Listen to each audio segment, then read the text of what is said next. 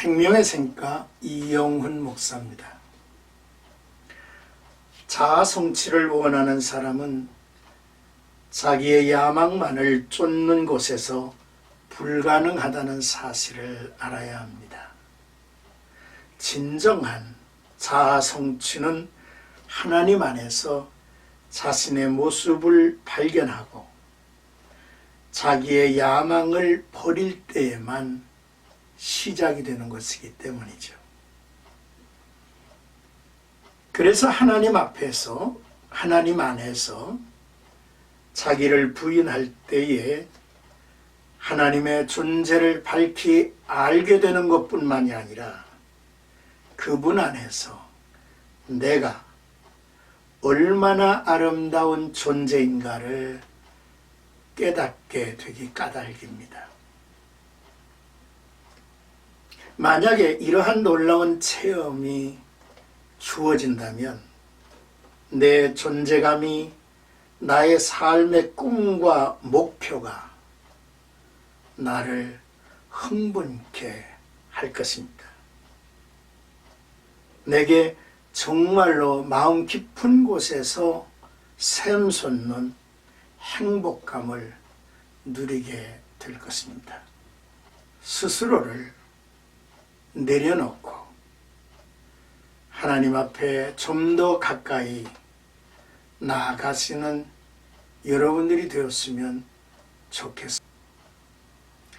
오늘 나와 여러분들이 함께 나눌 말씀은 에스겔서 32장 26절에서 32절까지 메색, 두발, 에돔, 시돈, 애굽의 멸망 애가입니다.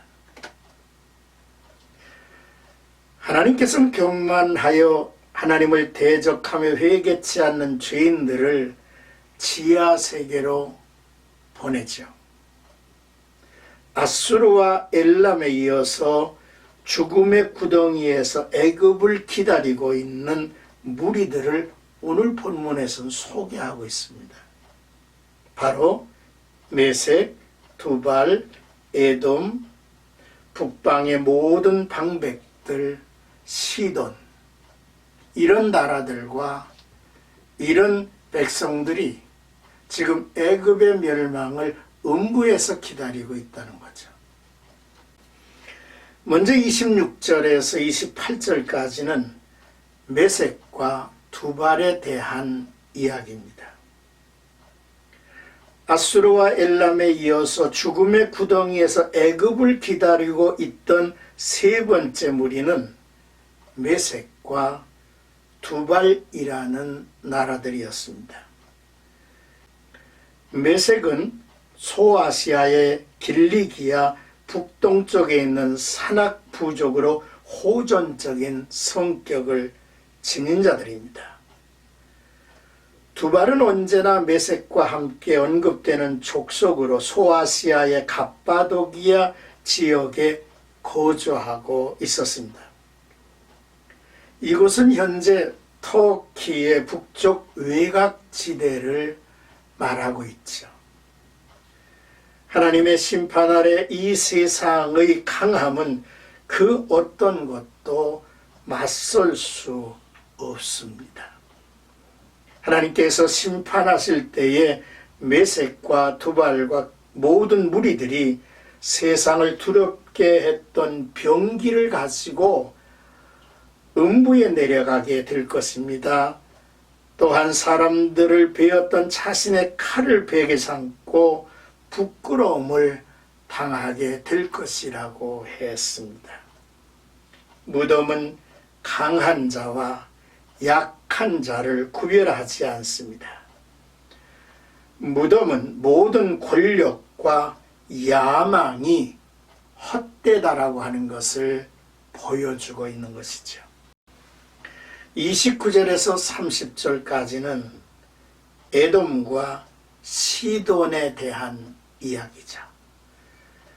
에돔은 야곱의 쌍둥이 형인 에서의 후손으로서 사해의 남쪽에서 홍해의 아카바만까지 이르는 세일 땅에 살고 있는 사람들입니다.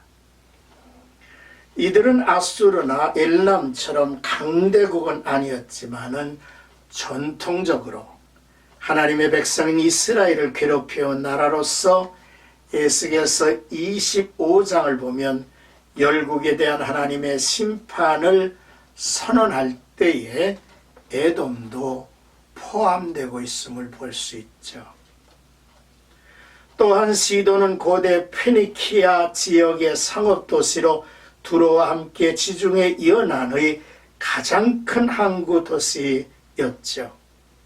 무엇보다도 시돈은 우상의 도시로 유명했습니다. 역사적으로 이스라엘은 시돈의 우상을 받아들여서 큰 어려움을 겪었고, 이로 인해서 선지자들은 하나님의 백성을 오염시킨 그들을 향해서 멸망을 예언했습니다. 강성했던 에돔과 시돈 사람들도 할례받지 못하고 칼에 죽임을 당한 사람들과 함께 구덩이에 내려가 수치를 당하게 될 것입니다. 세상에서 아무리 강하다고 할지라도 결국은 죽음 앞에서 자신의 영광은 빛을 잃고 부끄러움 속에 슬퍼하게 될 것이라는 겁니다. 인간의 모든 죄악된 욕심은 죽음 앞에서 그 종착역을 맞게 된다는 사실을 알아야 합니다. 이제 31절에서 32절까지는 주 여호와의 말씀이니라 라는 내용입니다. 애굽은 이미 음부에 내려가 기다리는 나라들처럼 애굽도 반드시 몰락할 것임을 다시 한번 하나님이 언급하시죠. 바로가 다른 강대국들의 수치를 보고 위로를 받았다는 말이 있는데, 인간의 오만에 대한 하나님의 징벌은 예외 없이 모든 민족에게 적용된다고 하는 사실을 보여주는 부분입니다. 이러한 징벌은 애굽에게만 적용되는 것이 아니며 또한 당시에만 일어났던 일이 아닙니다. 현재도 미래에도 모든 나라에 적용되는 하나님의 역사의 원칙이죠. 32절에서 하나님이 모든 역사의 주관자이시라는 사실을 다시 한번 선포하고 있죠. 자, 오늘의 말씀을 이렇게 정리하면서 애굽과 함께 고대 근동의 강대국들은 모두 무덤에서 떨고 있는 모습을 확인해 봅니다. 그러므로 이들을 향해서 첫째로 할례 없는 삶을 살았다고 책망하죠. 할례 없는 삶이란 무슨 말입니까? 이것은 하나님과 상관없는 삶을, 상관없는 역사를 이어왔음을 의미하고 있는 겁니다. 구약시대의 할례는 하나님의 언약을 가진 백성임을 나타내는 징표이기 때문이죠. 둘째로 이들을 책망하기를 이웃을 두렵게 하는 삶을 살았다고 말씀을 합니다. 이것은 세상의 권세와 재물과 학식과 힘으로, 다시 말해서 다른 사람들에게 위협을 줄 수 있을 만한 것으로서 위세를 부리며 살아왔다는 의미입니다.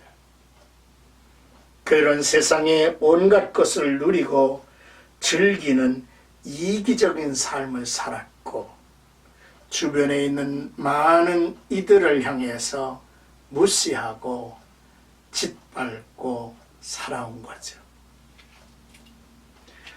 셋째로 이들을 향해서의 책망은 폭력적인 삶을 살았음을 이제 말하고 있습니다. 그들은 칼, 즉 폭력을 좋아했죠.